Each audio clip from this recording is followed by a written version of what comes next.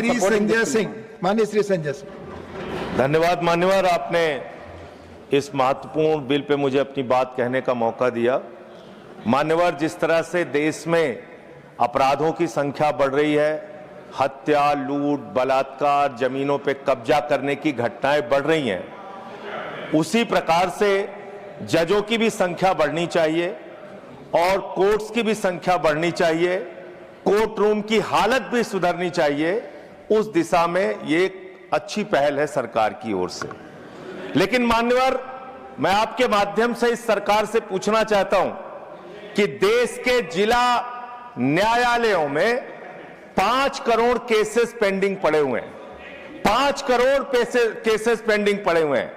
देश के high courts के अंदर 60 से 65 लाख केसेस पेंडिंग पड़े हुए हैं। सुप्रीम कोर्ट के अंदर 96,000 केसेस पेंडिंग पड़े हुए हैं। क्या उसके हिसाब से आपके पास जजेज की संख्या पर्याप्त है? क्या उसके हिसाब से आपके पास कोर्ट्स की संख्या पर्याप्त है? अगर हिंदुस्तान की बात हम लोग करें मान्यवर, तो हिंदुस्तान में 10 लाख की आबादी पर एक जज है। विधि आयोग की रिपोर्ट के हिसाब से, और बार बार आपसे अनुरोध किया गया है कि 10 लाख की आबादी पर कम से कम 50 जजों की नियुक्ति आप कीजिए। निश्चित रूप से आप 33 की संख्या बढ़ाकर 37 सुप्रीम कोर्ट में कर रहे हैं, अच्छी बात है, लेकिन इसके साथ साथ आपको कोर्ट्स की भी संख्या देश में बढ़ानी पड़ेगी। और जो आज आबादी के मुताबिक जजों की संख्या है, हर स्तर पे उसको भी आपको बढ़ाना पड़ेगा। मान्यवर, मैं आपके माध्यम से ये सरकार से पूछना चाहता हूं, कांसीराम जी का नारा था, जिसकी जितनी संख्या भारी उसकी उतनी भागीदारी। आज मैं बड़ी विनम्रता पूर्वक आपसे पूछना चाहता हूं, सुप्रीम कोर्ट के जजेस में कितने पिछड़े समाज से हैं, कितने दलित समाज से हैं, कितने आदिवासी समाज से हैं, कितने समाज के वंचित तबके से आते हैं? नहीं मान्यवर, उनकी भागीदारी बिल्कुल शून्य है। इसलिए न्याय अगर आप करना चाहते हैं, आज न्यायपालिका हो, कार्यपालिका हो, विधायिका हो, पत्रकारिता हो, सब में बराबर का प्रतिनिधित्व समाज के वंचित, शोषित, पिछड़े, दलित, आदिवासी तबके को देना होगा।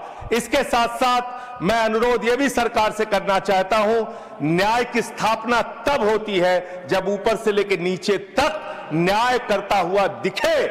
लेकिन बड़े अफसोस की बात है, 15 साल की बच्ची से प्रधानमंत्री लड़ेंगे तो कैसे न्याय होगा? सर, मुझे अपनी बात खत्म करना, मेरा समय बचा है, समय बचा है। मैं कह रहा हूं, बोलिए आप, बोलिए, पर बिल पर खत्म कर, बिल पे ही बोल रहा हूं सर, बिल पे ही बोल रहा हूं, इतनी देर तक बिल पे बोला। सर, मेरा अनुरोध ये है कि सरकार ऊपर से लेकर नीचे तक न्याय करती हुई दिखे। 15 साल की बच्ची से दुर्भाग्यपूर्ण है। 15 साल की बच्ची को